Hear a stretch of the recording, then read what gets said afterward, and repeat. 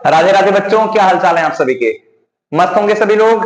और जो आज आपका टॉपिक होगा, ये बहुत इंपॉर्टेंट है क्लास 12 बोर्ड के लिए। टॉपिक या पूरे चैप्टर का नाम ही ऑप्टिक्स। ऑप्टिक्स में दो चैप्टर हम कवर करेंगे। एक पढ़ेंगे रे ऑप्टिक्स और दूसरा वेव ऑप्टिक्स। और इन दिनों को मिलाकर बोर्ड एग्जाम में 16 to 20 मार्क्स के क्वेश्चन आते हैं। तो चलिए आज हम जो चैप्टर स्टार्ट करेंगे वो पूरा ऑप्टिक्स का।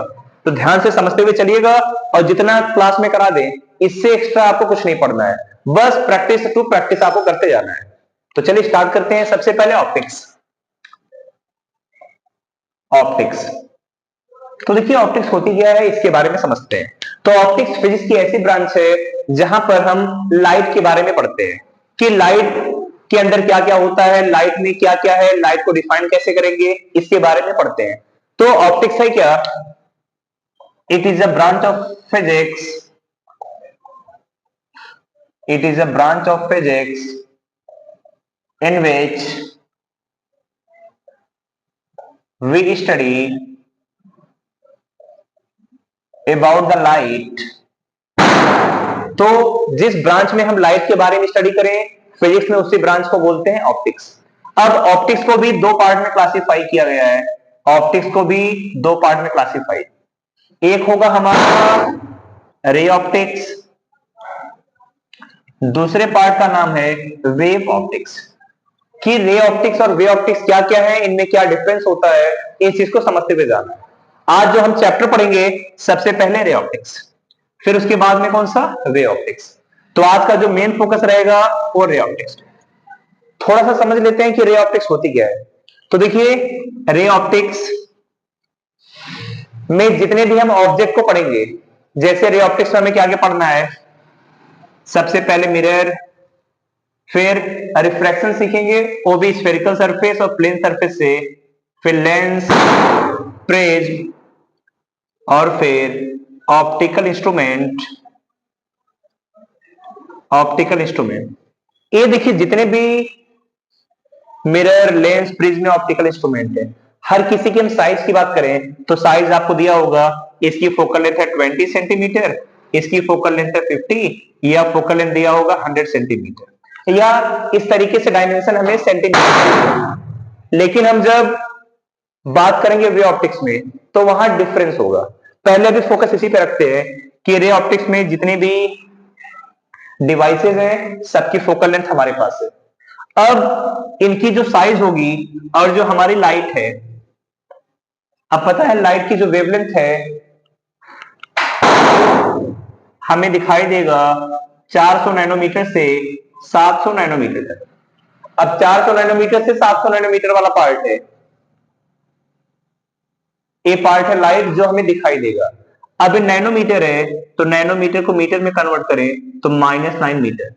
अब इसे देखिए और इसे, सेंटीमीटर होता है 10 की पावर -2। यहां पर साइज बहुत कम है और यहां पर साइज बहुत ज्यादा। तो जब ऑब्जेक्ट की साइज लाइट की वेवलेंथ की साइज से ज्यादा हो तब उसे हम बोलते हैं रे ऑप्टिक्स। तो रे ऑप्टिक्स का मतलब क्या है? When size of object is greater than wavelength of light, then it is called ray optics। तो इस पार्ट का नाम क्या होगा? Ray optics. तो जब साइज ऑफ ऑब्जेक्ट अगर वेवलेंथ से ज्यादा है तो पार्ट का नाम है रे ऑप्टिक्स। अब दूसरे पार्ट पे आते हैं, दूसरा लिखा है वे ऑप्टिक्स। अब वे ऑप्टिक्स में हम बात करेंगे, यहां पे बात होती है स्लिट्स की, होल्स की। इनकी जो साइज होती है ये दी होती है माइक्रोमीटर में या फिर मिलीमीटर में दी होती है। अब जैसे हम बात करेंगे साइज है माइक्रोमीटर या फिर मिलीमीटर में, तो माइक्रोमीटर होता है 10 की पावर -6 मीटर। और यहीं पर बात करें जो लाइट की वेवलेंथ है 400 नैनोमीटर। 400 नैनोमीटर अगर इसे लिखें, दो जीरो को हटाकर तो 10 की पावर -7। अब इधर -7 है, इधर -6, तो दोनों में ज्यादा डिफरेंस नहीं है। तो जब ऑब्जेक्ट की साइज लाइट की वेवलेंथ से कंपैरेबल हो, मतलब दोनों में ज्यादा डिफरेंस ना हो, तब उसी को हम क्या बोलेंगे? Wave optics. तो वेव ऑप्टिक्स में क्या होगा? When size of hole oscillate is comparable to the wavelength of light, then it is called wave optics. तो इसे हम क्या बोलेंगे? Wave optics. तो वेव ऑप्टिक्स में दोनों की साइज क्या होगी? कंपेरेबल, जबकि रे ऑप्टिक्स में ऑब्जेक्ट की साइज बहुत ज्यादा होगी। और वेव ऑप्टिक्स में हम क्या क्या पढ़ेंगे? तो यहां पे मेन फोकस होगा इंटरफेरेंस, डिफ्रैक्शन, पोलराइजेशन, इन चीजों के बारे में आपको पढ़ना है। लेकिन जब बात करेंगे रे ऑप्टिक्स की, तो रे ऑप्टिक्स में हम पढ़ेंगे मिरर, लिखा भी यहां पे mirror, lens, prism, optical instrument. इसे और अच्छे तरीके से बोलें तो मिरर वाला पार्ट को बोलेंगे रिफ्लेक्शन। तो यहां रिफ्लेक्शन पढ़ना है, दूसरे पार्ट का नाम है रिफ्रैक्शन, तीसरे का नाम है प्रिज्म, फिर लेंस, फिर ऑप्टिकल इंस्ट्रूमेंट। इतनी चीजें आपको रे ऑप्टिक्स में पढ़ दी है। तो पहले एक बार इसे पूरा नोट करिए कि क्या क्या डिफरेंस है, कैसे हमें इसे पढ़ना है। फिर जाकर हम स्टार्ट करेंगे रे ऑप्टिक्स में पहला पार्ट रिफ्लेक्शन, क्योंकि रिफ्लेक्शन, रिफ्रैक्शन, प्रिज्म, लेंस और ऑप्टिकल इंस्ट्रूमेंट यही मेन पार्ट है, मेन ब्रांचेज है रे ऑप्टिक्स की। तो जल्दी से पूरा इसे नोट करिए सभी।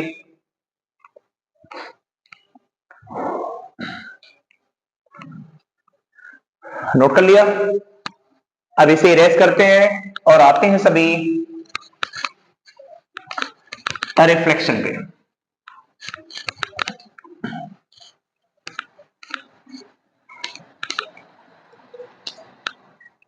तो हेडिंग डालेंगे सभी रिफ्लेक्शन।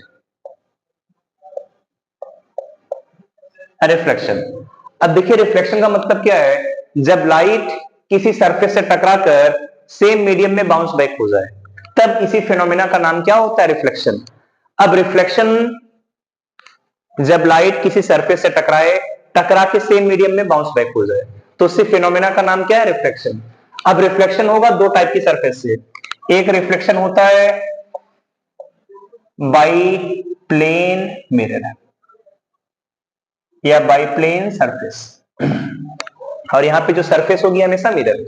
दूसरा जो रिफ्लेक्शन होगा, ये होगा बाई स्फेरिकल मिरर, मतलब बाई स्फेरिकल सरफेस। अब यहां पर भी मिरर में दो टाइप मिलेंगे।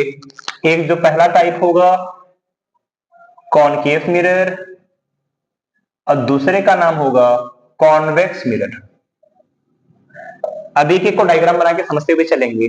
तो रिफ्लेक्शन में हमें दो चीजें पढ़नी है कि रिफ्लेक्शन जब प्लेन सरफेस से हो या फिर रिफ्लेक्शन हो स्फेरिकल सरफेस से।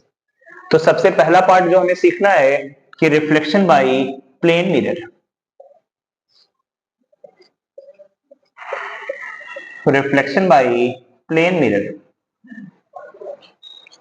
अब देखिए जब बात हो रिफ्लेक्शन बाय प्लेन मिरर, तो रिफ्लेक्शन किससे हो रहा है? प्लेन मिरर से। तो सबसे पहले प्लेन मिरर हम ड्रॉ करते हैं। जैसे आपका प्लेन मिरर हमने बनाया, इसे वर्टिकल हॉरिजॉन्टल कैसा भी बना सकते हैं। अब कोई रे जिस पर आ रही है, रे आई इस पर टकरा गई।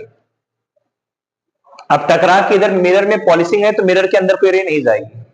अब ये इधर से वापस आएगी, क्यों? टकराने के बाद बाउंस बैक। तो बाउंस बैक कैसे होगी? क्या टकरा के सीधे ऐसे चली जाएगी?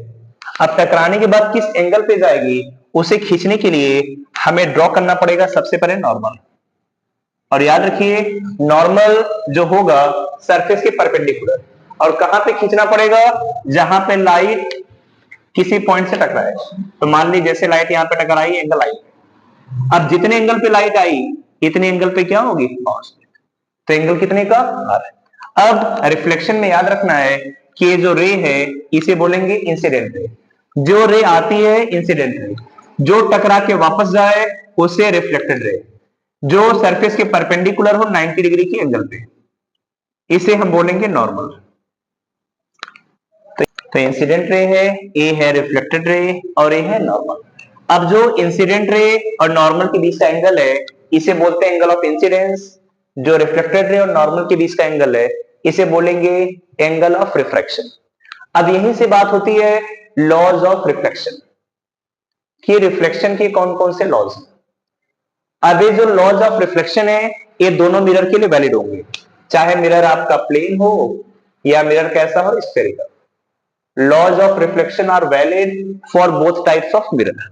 फर्स्ट लॉज ऑफ रिफ्लेक्शन में पहला इंसिडेंट रे, रिफ्रैक्टेड रे और normal at point of incidence same plane में लाई करेंगे। ये तो पता है, incident ray, reflected ray, normal at point of incidence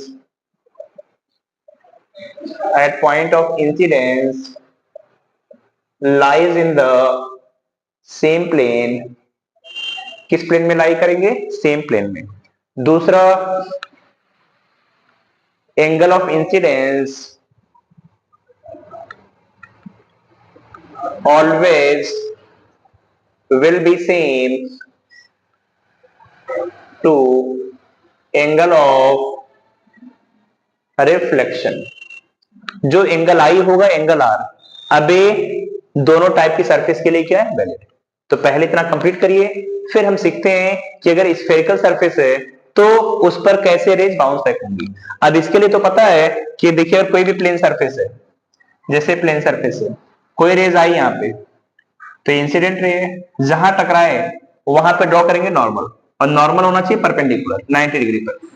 फिर ये मेजर करिए एंगल जो आई है, इतने एंगल पे रेज को बाउंस बैक, एंगल आर। तो एंगल आई और एंगल आर दोनों की वैल्यूज क्या हो जाएंगी? सेम। इसी को बोलते हैं लॉज ऑफ रिफ्लेक्शन। कंप्लीट कर लिया?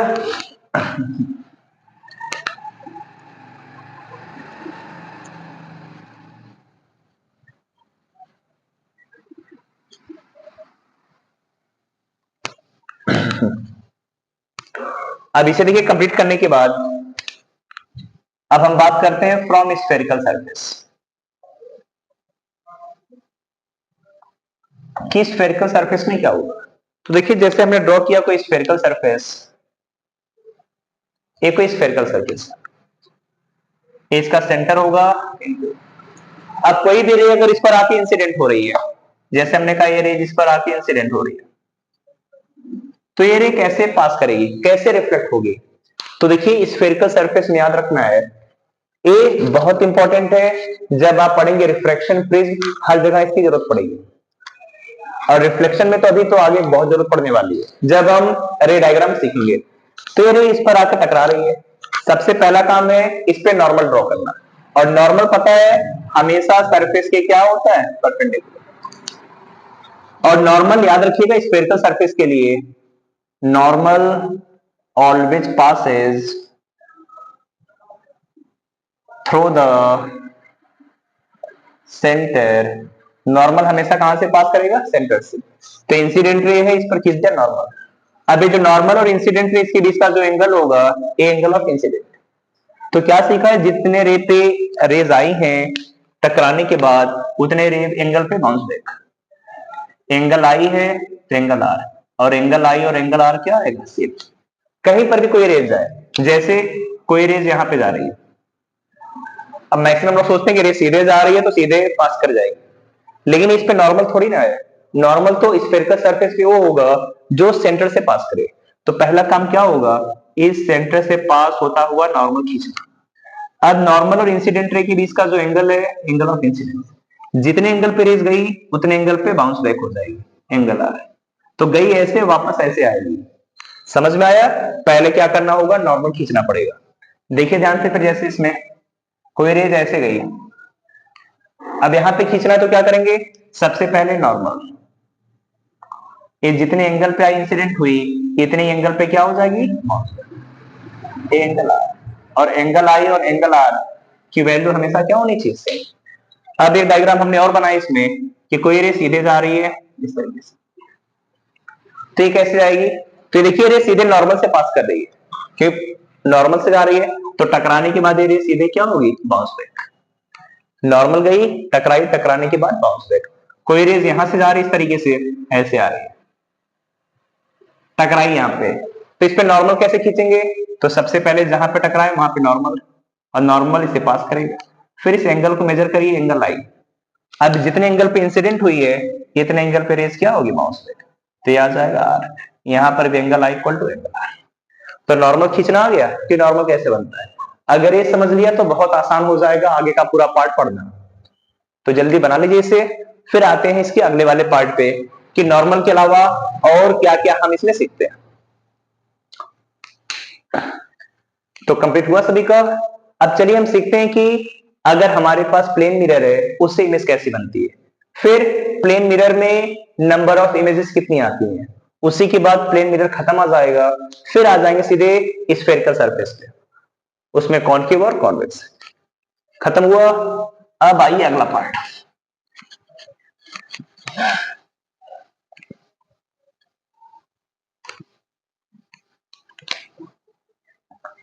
अब सीखेंगे सभी इमेज फॉर्मेशन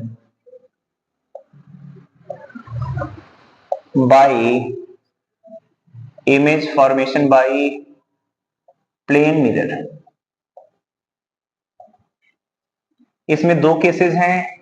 केस फर्स्ट, अगर जो ऑब्जेक्ट है वो बिल्कुल पॉइंट ऑब्जेक्ट हो, ऑब्जेक्ट कैसा दिया हो, पॉइंट ऑब्जेक्ट, तो केस फर्स्ट हम सीखेंगे पॉइंट ऑब्जेक्ट के लिए कि अगर ऑब्जेक्ट ऐसा हो पॉइंट ऑब्जेक्ट।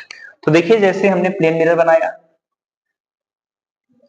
इसके सामने कोई लिखा पॉइंट ऑब्जेक्ट, तो पॉइंट ऑब्जेक्ट की इमेज कैसे बनेगी, मेन काम ये है। तो देखिए जो पॉइंट ऑब्जेक्ट होता है, पॉइंट ऑब्जेक्ट से इनफाइनाइट नंबर ऑफ रेज हम निकाल सकते हैं। ये याद रखना है, पॉइंट ऑब्जेक्ट से नंबर ऑफ रेज कितनी पास करती है, इनफाइनाइट। अब इमेज बनाने के लिए दो कंडीशन है कि इमेज के लिए मिनिमम 2 रेज इंटरसेक्ट, कम से कम कितनी दो रेज इंटरसेक्ट करें, 2 रेज। तो देखिए जो रेज आ रही है यहां पर टकराई, तो इस पॉइंट पर हम क्या ड्रॉ करेंगे, सबसे पहले नॉर्मल। अब ये रेज जितने एंगल पर इंसिडेंट हुई है इतने ही एंगल पे ये रेज क्या होगी, रिफ्लेक्ट। अब बताइए रेज, अब दूसरी रेज हम मान ले सीधे ले गए, तो जो रेज सीधे जाती है टकरा के बाउंस बैक हो जाएगी। अब ये जो बाउंस बैक वाली रेज है और रेज, क्या ये दोनों कभी कट कर पाएंगी, दोनों तो दूर जा रही है, कट नहीं करेंगी, तो इन्हें हम ड्रॉ करेंगे पीछे की तरफ, पीछे की तरफ। अब पीछे की तरफ जहां दोनों कट कर जाएं यहीं पे बन जाएगी इसकी इमेज। तो इसकी बन गई इमेज जहां पे दोनों कट कर रही। तो इमेज का नेचर क्या होगा, इस चीज को देखिए। अगर पॉइंट ऑब्जेक्ट है तो इमेज भी पॉइंट ऑब्जेक्ट बन रही है। ऑब्जेक्ट के जो नेचर है प्लेन मिरर में, याद रखिए हमेशा वर्चुअल, हमेशा मिरर के पीछे इमेज बनेगी। और जितनी डिस्टेंस पर ऑब्जेक्ट है, ध्यान से, मिरर से जितनी डिस्टेंस पर ऑब्जेक्ट, पीछे उतनी ही डिस्टेंस पर क्या बन जाएगी, इमेज। तो वर्चुअल बनेगा at same distance behind mirror. जितनी डिस्टेंस पर ऑब्जेक्ट है उतनी ही डिस्टेंस पर पीछे बनेगी इमेज, और हमेशा कैसी बनेगी, वर्चुअल इमेज। एक डायग्राम और बनाइए सभी। जैसे हमने कोई मिरर ऐसे रखा, पॉइंट ऑब्जेक्ट को यहां पे इमेज बनानी है, तो दो रेज अपने आप से, कोई भी रेज जो ऐसे जाएगी, अब ये पहले नॉर्मल खींच दिया, जितने एंगल पे आई उतने एंगल पे बाउंस दे, आई पे गई तो आ, दूसरा रेज यहां खींच दे, चाहे यहां सीधे ले जाए, कोई दिक्कत नहीं, दो रेज ले जानी है, कोई भी दो रेज, नॉर्मल खींचो, इसे बाउंस बैक। अब बाउंस बैक करेंगे तो पीछे जहां कट करेगी, इधर इसे बाउंस बैक करेंगे तो जहां पीछे कट करेगी, जहां दोनों कट करेंगे यही बन जाएगी इमेज। ये अगर r डिस्टेंस पर है ऑब्जेक्ट, तो इमेज भी कितनी डिस्टेंस पर बन जाएगी, r डिस्टेंस। ये याद रखना है अगर ऑब्जेक्ट हमारा कैसा हो, पॉइंट ऑब्जेक्ट। क्लियर हो जाएगा सभी का। पॉइंट ऑब्जेक्ट से इमेज हमेशा virtual at the same distance. जो दूसरा हमें केस सीखना है, केस 2, ये सीखना है for extended object. Extended object, अब एक्सटेंडेड ऑब्जेक्ट का मतलब होता है कि ऑब्जेक्ट पॉइंट साइज ना होकर बड़ा सा साइज हो। जैसे देखिए इधर कोई हमने ऑब्जेक्ट रखा है, ये भी, इससे हमारा डिस्टेंस आ रहा है, ये ऑब्जेक्ट है, ये भी, इसकी इमेज हमें बनानी है। तो क्या करेंगे, इसके टॉप और बॉटम पॉइंट, ये दोनों बिल्कुल पॉइंट जैसे होंगे। यहां से दो रेज खींचनी है, पहले जो सीधे जाएगी टकरा के बाउंस बैक हो जाएगी, इसे आगे बढ़ा दिया। दूसरा जो किसी एंगल पे टकराएगी यहां पे, तो जितने एंगल पे गई टकरा के बाउंस बैक भी सेम एंगल पे होगी। अब आगे कट तो करेगा नहीं, तो पीछे बढ़ाया, जहां कट किया वही इमेज।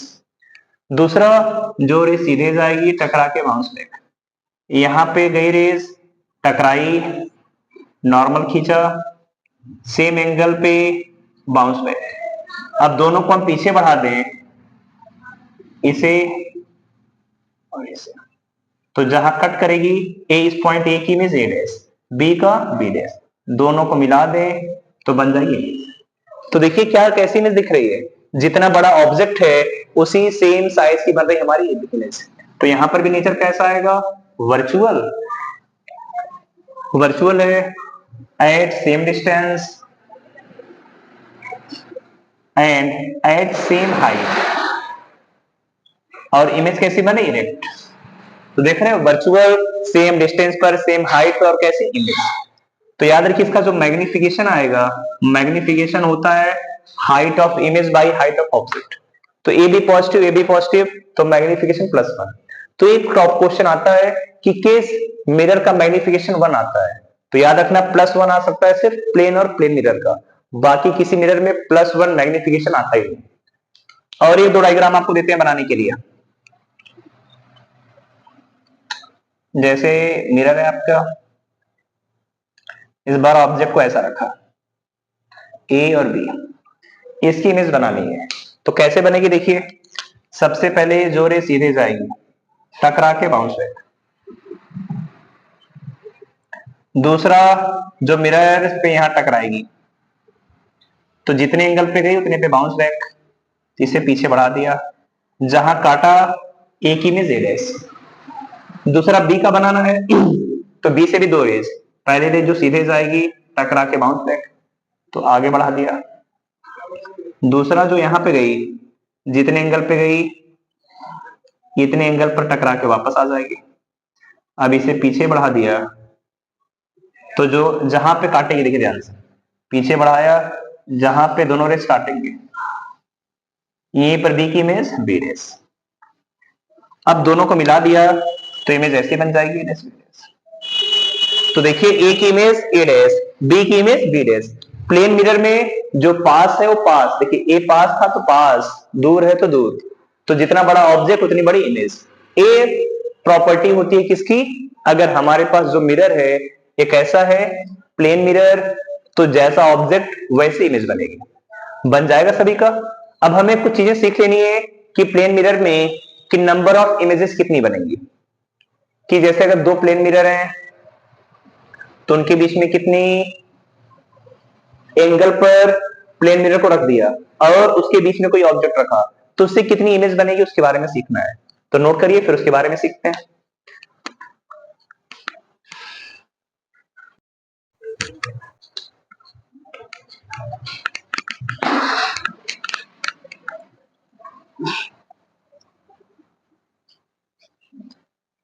चलिए बच्चों, अब हेडिंग डालिएगा सभी कि अगर दो प्लेन मिरर किसी एंगल पे रखे हुए हैं तो उनसे नंबर ऑफ इमेजेस कितनी बनेंगी। तो हेडिंग डालिए सभी, number of images by two plane mirror, number of images by two plane mirror, कि दो प्लेन मिरर से नंबर ऑफ इमेजेस कितनी बनेंगी। तो देखिए नंबर ऑफ इमेजेस निकालने का तरीका क्या है, जैसे देखिए दो प्लेन मिरर है, ये फर्स्ट है ये सेकंड है। अब इसे हमने किसी एंगल पे रखा और इसके बीच में किसी ऑब्जेक्ट को रखा, एक का एंगल θ1 और एक θ2 है। तो जब कभी भी अगर दोनों का एंगल सेम आ जाए, θ1 और θ2, तो इसे हम बोलेंगे सिमेट्रिक, कि जो ऑब्जेक्ट हो सिमेट्रिक है। लेकिन अगर θ1 और θ2 बराबर ना हो तो हम इसे बोलेंगे ये है अनसिमेट्रिक, या इसे बोलेंगे नॉन सिमेट्रिक। तो सिमेट्रिक का मतलब जब दोनों के एंगल सेम, नॉन सिमेट्रिक का मतलब जब दोनों के एंगल क्या हो जाए, डिफरेंट। तो सिमेट्रिक और एंगल डिफरेंट है तो कैसा, नॉन सिमेट्रिक या फिर अनसिमेट्रिक। तो देखिए इसमें क्या क्या केसेस बनते हैं, सबसे पहले इसके बारे में समझते हैं। तो जो एंगल θ1 और θ2 है, इसे जोड़ने पर मान लीजिए कितना आया, θ1 + θ2। थीटा होगा एंगल बिटवीन मिरर, जो दोनों मिरर से उनके बीच का एंगल हमने कितना मान लिया, थीटा। तो यहां पे दो केसेस कौन कौन से हैं, सबसे पहले केस फर्स्ट, हमें निकालना पड़ेगा एन की value 360 by theta, N equal 360 by theta, theta है एंगल बिटवीन द मिरर। अब अगर इसे डिवाइड करने पर एन आ जाए इवन नंबर, कैसा आ जाए इवन नंबर, तो जो नंबर ऑफ इमेज बनेंगी हमेशा याद रखिए n माइनस वन। अगर n निकाला 360 बाई थीटा और वो आ जाए इवन नंबर तो number of image n minus one. Case two, अब यहां पे ध्यान रखना है कि चाहे सिमेट्रिक हो और नॉन सिमेट्रिक, दोनों केस में सिमेट्रिक होगा तब भी, नॉन सिमेट्रिक होगा तब भी। Case two, n equal to 360 by theta, n divide किया ऑड नंबर आ गया, कैसा आ गया ऑड नंबर। तो देखिए ऑड नंबर की केस में आपको देखना पड़ेगा सिमेट्रिक है या फिर नॉन सिमेट्रिक। जैसे अगर डिवाइड किया एन ऑड नंबर और ऑब्जेक्ट है सिमेट्रिक, तो जो नंबर ऑफ इमेज बनेगी ये हमेशा n माइनस वन, और अगर ये नॉन सिमेट्रिक है तो जो नंबर ऑफ इमेज होगा ये हमेशा कितना होता है n, तो नंबर ऑफ इमेज n। अगर नॉन सिमेट्रिक है तो n, सिमेट्रिक है तो n minus one. Case third क्या बनेगा कि जब n की वैल्यू हो 360 बाई थीटा और n कैसा नंबर हो जाए फ्रैक्शनल नंबर, कैसा नंबर आ जाए फ्रैक्शनल। फ्रैक्शनल नंबर का मतलब होता है कि जो नंबर डिवाइड करने के बाद फ्रैक्शन में है। अब फ्रैक्शन में नंबर का मतलब याद रखिए कि नंबर उसे हम बोलेंगे फ्रैक्शनल। जैसे डिवाइड निकाल n की वैल्यू 3.14 आ गई, n की वैल्यू 5.3 आ गई, तो ये फ्रैक्शनल नंबर है। तो यहां पे जो नंबर ऑफ इमेज होगी ये आ जाएगा सिर्फ इसका integer part, number of image equal to integer part, जो उसका इंटीग्रल पार्ट होगा वही होगी नंबर ऑफ इमेज। इसे नोट करिए, फिर चलिए क्वेश्चन करते हैं कि इससे कितने टाइप के क्वेश्चन आते हैं।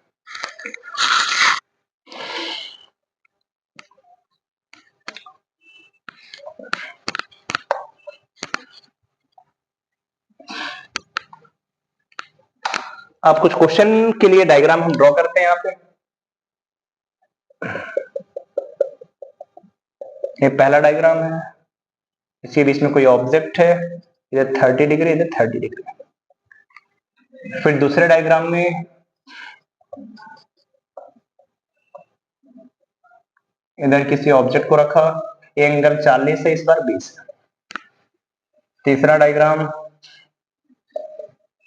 इस बार किसी ऑब्जेक्ट को रखा,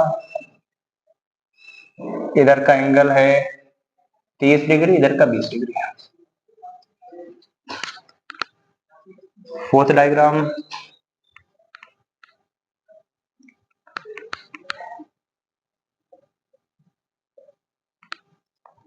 सिक्सटी डिग्री है, इधर भी 60 डिग्री है। पांचवा,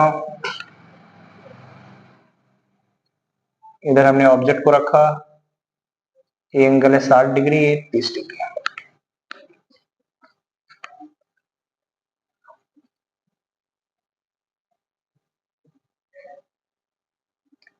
ये रखा हमने 70 डिग्री है, 50 डिग्री है। सबसे पहले यहाँ पे 6 डायग्राम है, 6 में आपको बताना है नंबर ऑफ इमेजेस कितनी आएंगी। एक बार अपने आप से ट्राई करिए, फिर हम सिखाते हैं। तो ट्राई कर लिया होगा, पहले डायग्राम में देखिए नंबर ऑफ इमेजेस हमें पता करनी है। तो सबसे पहले देखिए एंगल कितने का है, 30 प्लस 30 60, तो नंबर ऑफ इमेज आता है 360 बाई थीटा। जीरो काटा कितना है 6, 6 कैसा नंबर है इवन, तो इवन केस में नंबर ऑफ इमेज कितनी आती है n माइनस वन, तो 6 माइनस वन कितना आ जाएगा 5। दूसरे डायग्राम को देखिए, n थीटा कितना है 60, n इक्वल टू 360 बाई 60, कट जाएगा वैल्यू कितनी आ गई 6, 6 कैसा नंबर इवन नंबर। तो number of image even number है तो सिमेट्रिक, इसे यहाँ सिमेट्रिक था, यहाँ नॉट सिमेट्रिक, कोई मतलब नहीं अगर इवन आ गया। तो number of image 6 minus one 5। तीसरे में देखिए थीटा 50 30 20, 360 बाई 50, 5 से काटें तो आ जाएगा 7.2, 7.2 कैसा नंबर है फ्रैक्शनल, तो नंबर ऑफ इमेज आ जाएगी 7।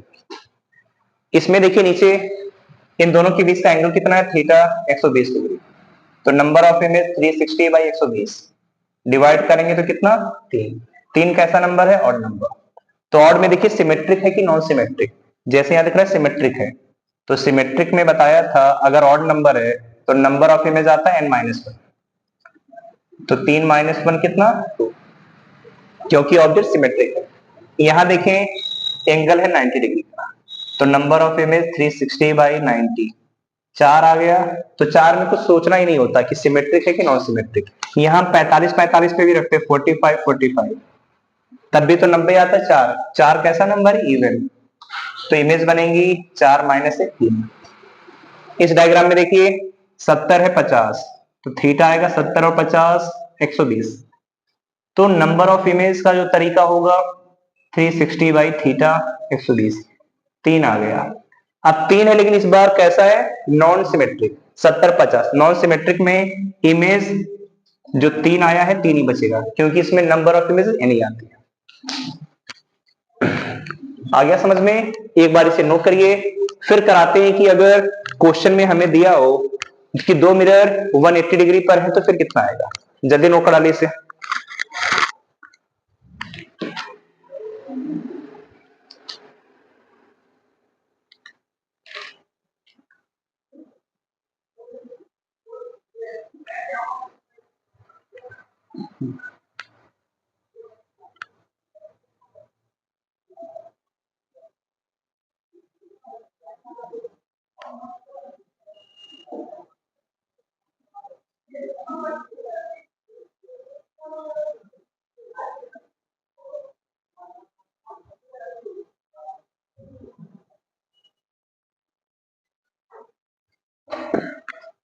कंप्लीट कर लिया सभी ने?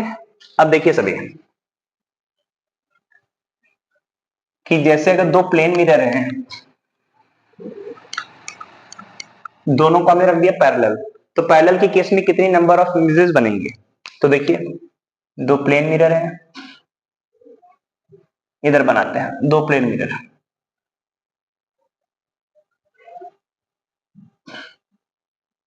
इसके बीच में हमने किसी ऑब्जेक्ट को रखा, तो पूछा जाए इस ऑब्जेक्ट की कितनी इमेज बनेगी। तो ऐसा केस आपने देखा होगा जब आप किसी सैलून पे जाते हैं बाल कटिंग कराने, तो वहां दो प्लेन मिरर हैं, उनमें कितनी इमेज बन जाती है। तो देखिए पहला थीटा, दो प्लेन मिरर 0 डिग्री एंगल पे, तो एन का तरीका होता है 360 बाई थीटा, तो 0 0 से डिवाइड करने पर कितना आएगा? इनफाइनाइट। तो जब भी दो प्लेन मिरर 0 डिग्री हो या पैरेलल तो नंबर ऑफ इमेज इनफाइनाइट बनेगी। ये मस्ट है याद करना। अब देखिए कैसे बनेगी उसके बारे में भी देख लेते हैं। ये प्लेन मिरर है, ऑब्जेक्ट यहां पर है, तो जितनी डिस्टेंस अगर आर पर है तो इमेज भी यहां पे बनेगी इसकी। ए इससे भी आर डिस्टेंस पर अगर है तो इसकी इमेज यहां बन जाएगी आर। फिर ए जो इमेज बना इसके लिए ऑब्जेक्ट हो जाएगा। अब इसकी डिस्टेंस कितनी है? आर यहां पर है, आर यहां पर आर। अब इस मिरर के लिए object R R R triple R, 3 R distance पर है, तो इसकी इमेज भी यहां बन जाएगी 3 आर डिस्टेंस पर। तो देखिए ये जो इमेज है इसके लिए कितनी distance? R R R, 3 R. तो फिर इसकी इमेज यहां पे बन जाएगी 3 आर डिस्टेंस पर। फिर बात करें ये जो अब इमेज बनी आई डैश, इस मिरर के लिए 3 आर और 2 आर 5 आर, तो फिर इसकी इमेज यहां पे बन जाएगी कितनी डिस्टेंस पर? 5 आर। अब इधर देखिए जो 3 आर और आर, इसके लिए कितनी डिस्टेंस पर है? 3 r plus 2 r 5 r. 2 r 3 r, A वाली इमेज इस मिरर के लिए 5 आर डिस्टेंस पर, तो इसकी इमेज भी यहां बन जाएगी 5 आर डिस्टेंस पर। तो इस तरीके से कंटिन्यूअस इमेज बनती चली जाएंगी, और जो नंबर ऑफ इमेज बनेगी दो प्लेन मिरर से, याद रख लेना कितनी आएगी? इनफाइनाइट। इंपॉर्टेंट है। कभी कभी क्वेश्चन ऐसा भी पूछ लेता है कि कोई लड़का है, सामने उसके प्लेन मिरर है, प्लेन मिरर में वो अपनी पूरी हाइट को देखना चाह रहा है, तो पूरी हाइट को देखने के लिए उस मिरर की मिनिमम हाइट कितनी होनी चाहिए? तो याद रखना है minimum height of mirror to see the full image, minimum height of mirror to see the full image of a person of height h। तो याद रखिएगा जो हाइट होनी चाहिए इस बाइक, मिनिमम हाइट मिरर की उस आदमी की हाइट की अगर आधी है तो वो आदमी उस मिरर में अपनी पूरी इमेज को देख सकता है। इतनी चीजें आपको प्लेन मिरर के बारे में मस्ट है जो प्रिपेयर होनी चाहिए। ठीक है,